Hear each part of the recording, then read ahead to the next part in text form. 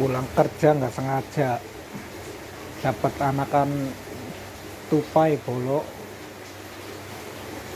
Ada dua nih ya, tapi yang satu masih belum mau nyusu ini.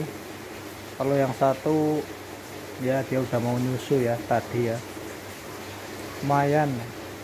Coba kita pelihara sampai dewasa mungkin ya, bisa jinak apa enggak tahu, soalnya ini pertama kali nih melihara kayak gini nih. Nggak tahu bisa jinak apa enggak, itu nggak tahu. Tapi yang jelas sih ya kita coba dulu pelihara lah, siapa tahu bisa jinak ntar kalau udah gede ya. Ini ya,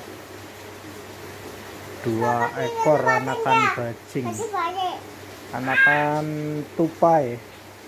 Ini yang satu diem aja ini, nggak mau minum. Kalau yang ini sih tadi udah mau minum susu ya.